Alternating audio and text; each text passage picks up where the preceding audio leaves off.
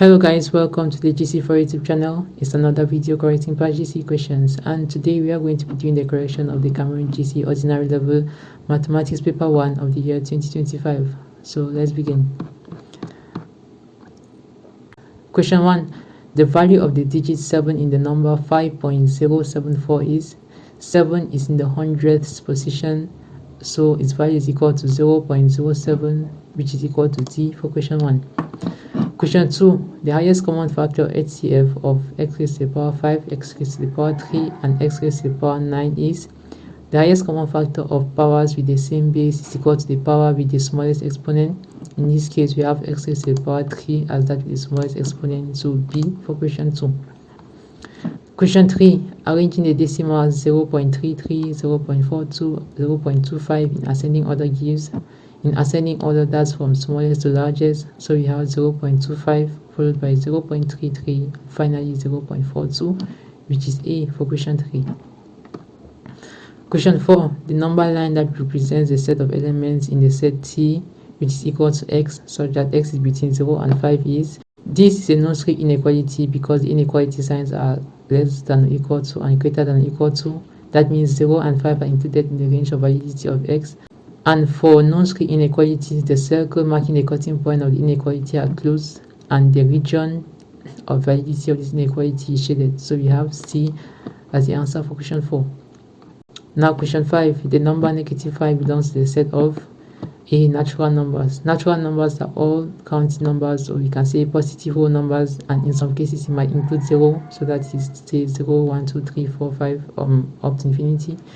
Then rational numbers. These are numbers which can be expressed as fractions, that is fractions of two whole numbers. For example, we have 1 on 2, 2 on 3, 1 on -3, and so on. Option C, irrational numbers. These are numbers which cannot be expressed as fractions and their decimals have infinite digits. Say for example, we have pi, we have √2. And finally, the last option, D, integers. This is the set of all positive and negative whole numbers, and if you can see from here, we have -5, which is a negative whole number, so the most appropriate option is D, integers. -5 can also be considered a rational number because -5 can be equal to -5 on 1, but D is the most appropriate option, so I agree with it. Question 6. The fraction 2 and 1/5 in figure gives, there's A, 2 and 1/5. Question 7. The number 234.5 times 10 raised to the power 3 written in standard form is. Generally, a number written in standard form involves a whole number which is between 1 and 10, followed by its decimal part if there is any, times 10 raised to the power. Now, we can apply this here by extending the decimal points 2 points forward to get 2, which is between 1 and 10, 0.345 times 10 raised to the power 3 plus 2, since we send the decimal points 2 points forward. So we have 2.345 times 10 raised to the power 5, which is B for question 7. Question 8. The number 17.561 correct to the nearest whole number is. In this case, we have to either round up or round down, and if the first digit after a decimal point is greater than or equal to 5, then we are rounding the number up, otherwise we are rounding down. In this case, after a decimal point, you have 5, so we are rounding this number up to get 18, which is A for question 8. Question 9. Question 9. In a class of 105 students, there are 60 girls. The ratio of boys to girls is. So in a class of 105 students, we have 60 girls, and looking for the ratio of boys to girls.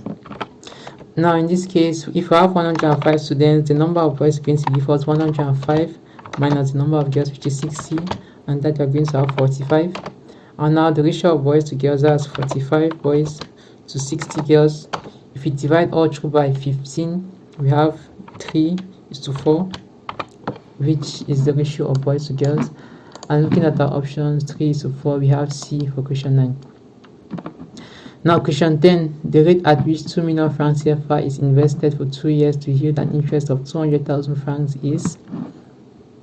You can do this using the formula of simple interest, which is simple interest equal to principal times rate times time all over 100. You can make the rate to be a subject, and this is going to give us the rate is equal to the simple interest times 100 over principal times time. Substituting our values here, we had 200,000 as the simple interest, we had 2 million as the principal, and finally we had 2 years as the time. And now we can go to do the division. 200,000 goes 10 times into 2 million, and 10 goes 10 times into 100. We are left with 10 on 2, which is equal to 5. So the rate is equal to 5%. And looking at the answers, we have D for question 10.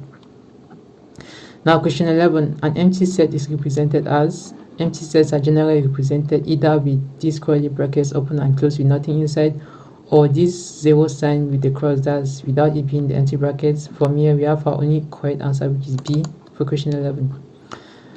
Now question 12, given the set M, which is equal to prime factors of 25, M is the prime factors of 25. You have 25 is equal to 5 times 5.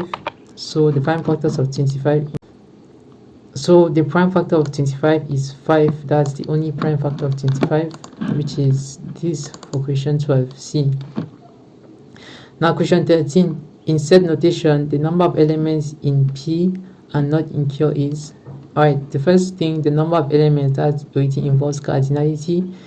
The number of elements in P, that's the cardinality of P, and not in Q is, since the set and, that's going to be intersection, not in Q, that's Q prime, so that's going to be the cardinality of P intersection Q prime. If they said in P or Q prime, that would have been P union Q prime. So you have D as the answer for question 13. Question 14, P is equal to John is a Cameroonian and Q is John is bilingual. The statement if John is bilingual and then he is a Cameroonian can be represented as, alright, so if John is bilingual then he is a Cameroonian. This statement is an implication implying that if John is bilingual then he should be a Cameroonian. And John is bilingual stands for Q and he is a Cameroonian stands for P. So this statement is Q implies P, which is B for question 14. Question 15, a mapping for which x maps to 2x plus 1 is called. This is a one-to-one mapping because for any value of x, we have only one possible value of the expression. Take for example, if x was 1, 2 times 1 plus 1 gives us 3, so we have our only possible output is 3. So for any input of x, we have only one output from the expression, so this is a one-to-one mapping, which is A for question 15. Question 16, given that f of x is equal to 3 minus 2x, then f of minus 1 gives, so we're going to substitute minus 1 when we find x. F of x is equal to 3 minus 2x. Substituting minus 1 when we find x, that means give us 3 minus 2 into minus 1. And 2 times minus 2 times minus 1 gives us positive 2, so that's going to be 3 plus 2, which is equal to 5. And you have our answer as 5, which is A for question 16. Now question 17, given that the function f of x, which is equal to 3x plus 1, and g of x, which is equal to 2x, then f of g of x is, that's f of g of x, we're substituting g of x into f of x, so we're substituting 2x where we find x in f of x, and f of x is equal to 3x plus 1, g of x is equal to 2x, substituting 2x where we find f of x, that's going to give us 3 into 2x plus 1, which is equal to 6x plus 1. Looking at our answers, we have 6x plus 1, which is A for question 17. Question 18, the point at which two lines meet is called an, we have A, angle. Angle is generally the degree of turn between two lines when they meet. B, you have intercept. Intercept is more specifically the point at which a line cuts an axis, and in some cases it can be the point where two lines cross, that two lines cut each other. Option C, you have edge. The edge is a point where two faces of a three-dimensional figure meet, or the boundary line of a two-dimensional figure. And D, we have origin. The origin is a point where two or more axes start from, or where two or more axes meet. So from these options, you have B, which is our most probable option, and intercept. So we have B for question 18. Question 19, given that the interior angle of a polygon is 76 degrees, the exterior angle is, so At any vertex of a polygon, the sum of the interior and exterior angle is equal to 180 degrees. So if the interior angle is equal to 76, the exterior angle is going to be equal to 180 minus the interior angle, which is 76, and this is going to give us 104. So the answer for question 19 for the exterior angle 104, which is A. Question 20. A regular solid with 11 nets is. Now in geometry, nets are simply two-dimensional shapes which can be folded along their sides to form a three-dimensional figure. In general, a cube is considered to be a figure with 11 nets. As you can see, these are all the possible nets of a cube. If you fold these two-dimensional figures along their edges, they are going to form a cube, and these are all the 11 possible nets of the cube. So for question 20, we have a cube, which is D. Now question 21. In a construction, PQ is a perpendicular bisector of RS at point C. The value of the angle PTS is. If PQ is a perpendicular bisector of RS at the point C, then the angle which is formed at C is going to be 90 degrees. Since PQ is a perpendicular bisector, bisecting perpendicular means bisecting at 90 degrees. So we have C for question 21.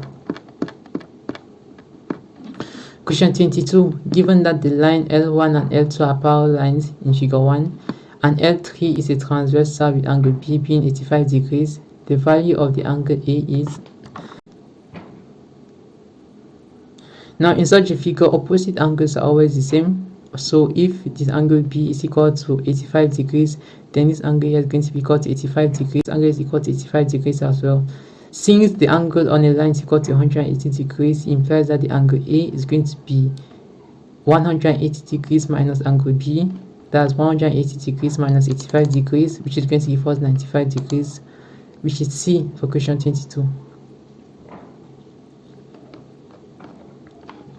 Now question 23. The circumference of a circle in terms of pi with radius 3 is. The circumference of a circle, the formula is equal to 2 pi radius. So since the radius is equal to 3 centimeters, that's going to be 2 pi times 3, which is equal to 6 pi centimeters, which is B for question 23. Question 24. The area of a rectangle with dimensions 9 centimeters by 3 centimeters is. Area of a rectangle is equal to length times width. So we have 9 times 3, which is equal to 27 centimeters squared. So D for question 24. Question 25. The volume of a cone with the base 3 centimeters and a height of 7 centimeters taking pi as 22/7 is. Question 25. The volume of a cone with base radius 3 centimeters and height 7 centimeters taking pi as 22/7 is. Now the volume of a cube is given by 1/3 pi radius square height. Now we have pi as 22/7. We have our radius as 3 squared. 3 squared is equal to 9. And finally, we have our height as 7 centimeters. Solving this, we are going to have our volume as 66 centimeters cube. Solving this, we are going to have our volume as 66 centimeters cube, which is equal to A for question 25. Question 26. The y-intercept of the line 3y plus 4x is equal to 12 is. To find the y-intercept, first of all, to adjust this line into the form y is equal to mx plus c. So we have 3y plus 4x is equal to 12. We have 3y plus 4x is equal to 12. And putting this in the form y is equal to mx plus c, we have y is equal to 84 on 3x plus 12 divided by 3, we have 4. So our y-intercept is equal to 4, which is A for question 26. Now question 27. The lines with equations y is equal to m1x plus c and y is equal to m2x plus k are perpendicular if for two lines to be perpendicular, the product of that gradient has to be equal to -1. So we have B for question 27. Question 28. The graph of the function f of x, which is equal to 2x squared minus 3x minus 2, has A, maximum turning point, B, no turning point, C, both maximum and minimum turning point, and D, a minimum turning point. So looking at the function, you find out that the coefficient of the x squared term is positive and when the coefficient of the x squared term is greater than 0, then the graph has a minimum turning point, that is, the graph opens upwards. Now if it was less than 0, then the graph will have a maximum turning point since you open downwards. So this graph has a minimum turning point, so we have D for question 28. Question 29, the number of factors in the expression x plus 1 times x plus 2 is. There are two possible factors, which are x plus 1 and x plus 2, so we have 2 for question 29, which is D. Question 30, simplifying 8a plus 3 plus 5 minus 3a gives. We're going to compute like terms. That's going to give us 8a minus 3 plus 5 plus 3. 8a minus 3 gives us 5a, 5 plus 3 gives us 8, so we have A for question 30. Question 31, simplifying 2 raised to the power 2 times 2 raised to the power minus 3 gives. They have like similar bases, and since it's multiplication, we're simply going to add the powers. 2 plus minus 3 gives us minus 1, so that's 2 raised to the power minus 1, which is A for question 31. Question 32, given the formula A is equal to pi raised to squared, expressing R in terms of A and pi gives. To express R in terms of A and pi, we start by isolating the R, so we divide all through by pi to get A on pi is equal to R squared. Now we find the square root of the both sides to have R, so R is going to be equal to the square root of A on pi, which is equal to B, the square root of A on pi. Question 33, the next term in the sequence 1, 1, 2, 3, 5 is. So looking at the sequence, we notice that we're adding the current term with its preceding term to get the next term. For example, for the second one, there was nothing before the first one, so we are left with 1. Now for 3, we added 1 and 2 to get 3. For 5, we added 2 and 3 to get 5. So for the next term, we're going to add 5 and 3 to have 8. So we'll have D for question 33. Question 34, given that y varies directly as x, the equation connecting y and x is, we have A, y is proportional to 1 and x, b, y is proportional to x, c, y is equal to kx, and d, xy is equal to k. Looking at these options, we have b and c, which are possible options, but the most appropriate option which satisfies the condition equation is c, y is equal to kx, so we are going with C for question 34. Question 35, the solution set 3x minus 4 less than or equal to 8 is. So we have 3x minus 4, which is less than or equal to 8. We have to start by isolating x. We have 3x is less than or equal to 8 plus 4, which is equal to 12. So 3x is less than or equal to 12. And we divide all through by 3 to get x is less than or equal to 4. So this is the solution set. So x is less than or equal to 4, which is B. Question 36. In a network with 4 vertices and 5 edges, the number of regions is. So we can do this using the formula region is equal to edges minus vertices plus 2. We have 5 edges and 4 vertices, so that's 5 minus 4 plus 2. This is going to give us 3, which is the number of regions. So we have D, which is 3. Question 37. Given the right angle triangle PQR in figure 2, the adjacent side to the angle theta is. So this is the angle theta, this is the opposite side to theta, and this is the adjacent side, so it's PQ, which is B for question 37. Question 38. The value of sine 30 on cos 30 is. Sine 30 on cos 30 is equal to tan 30, and tan 30 is the standard angle, which is equal to 1 over 3. If you do not know how to easily find standard angles, then just click on this video on the channel and that might help. So question 38, we have C, which is 1 over 3. Question 39. Given that the angle of elevation of a man lying on the ground and sees a bird on top of a tree at P is 40 degrees, the angle of the equation of the bird is. Alright, so if this is the ground and there's a man lying on the ground looking at the bird on top of a tree, and his angle of elevation is equal to 40 degrees, that is this angle is equal to 40 degrees, Then the angle of depression of the bird, which is this angle, should be equal to 40 degrees as well, because this is equal to this. Should be 40 degrees as well, because this, looking at this, these are opposite angles. This will be equal to this, which is equal to this, which is equal to this. So if this is 40 degrees, and this should be 40 degrees as well, since it's opposite to this angle, which is 40 degrees as well.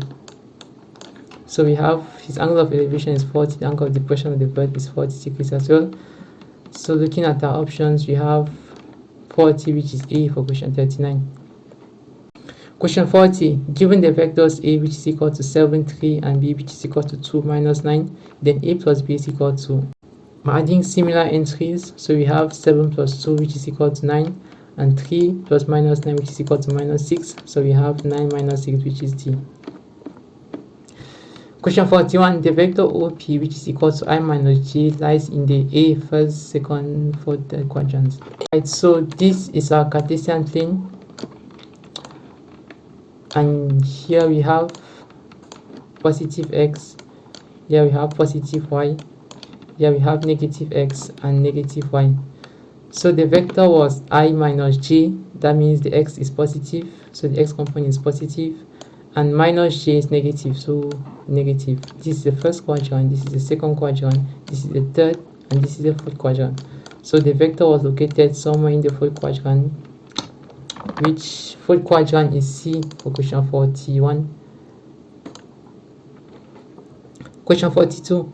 The magnitude of the vector minus 5i plus 12j is magnitude, that's the square root of the square of each component. So that's going to be the square root of minus 5 squared,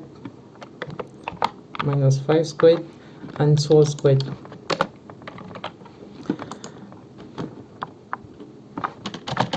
Minus 5 squared is equal to 25, and 12 squared is equal to 144. So that's going to be the square root of 25 plus 144. 25 plus 144 gives us 169. And the square root of 169 is equal to 13. So the magnitude of that is equal to 13. And looking at the options, we have B for question 42. Question 43, given the matrix A is equal to 3, 4, 2, A transpose is equal to A transpose by transforming this column matrix into a row matrix, so we get A 3, 4, 2 as the transpose of A. Question 44, the value of M for which M plus 2, 3, 4 minus 3 is a singular matrix is? A singular matrix is a matrix whose determinant is equal to 0. So finding the determinant of this, we have M plus 2 times minus 3 minus 4 times 3. So we have M plus 2 times minus 3 minus 4 times 3. This should be equal to 0. Now M plus 2 times minus 3, we have minus 3M minus 6 minus 12. This should be equal to 0. So minus 6 minus 12, we have minus 18. Sending minus 18 the other way, we have minus 3M is equal to 18. And dividing all by minus 3, we have M is equal to minus 6. Looking at our possible answers, we have C for question 44. Now question 45. The coordinates of the point A, 1, 3 reflected on the x-axis are, when a point is reflected on the x-axis, its x value remains the same and the sign of its y value changes. So here, since the y value is positive, it becomes negative. So we have 1 minus 3, which is A. Likewise, when a point is reflected on the y-axis, its y value remains the same and the sign of its x value changes. Question 46. Given the matrix P, which is equal to 2, 3, 4, 5, and Q, which is equal to 1, 2, 3, minus 7, P plus Q is equal to, we're adding similar entries. So we have 2 plus 1, which is equal to 3. We have 2 plus 3, which is equal to 5. We have 3 plus 4, which is equal to 7. We have minus 7 plus 5, which is equal to minus 2. So we have B as the answer for question 46. Question 47. The mode, median, and mean are collectively called measures of central tendency. These are measures of central tendency of a database. So we have C for question 47. Question 48. The median of the marks 3, 7, 9, 11, and 13 is. The median of a set of numbers is simply the median number when the numbers have been arranged in either ascending or descending order. So here we have 5 numbers, so the median number is going to be the third number, which in this case is 9. So the median we have D for question 48. Question 49. The range of the scores 3, 2, 0, 5, 6, 4 is. The range is equal to the difference between the highest and the lowest number in the data set. The highest number here is 6 and the lowest is 0. So 6 minus 0, we have 6, so the range is 6, which is D.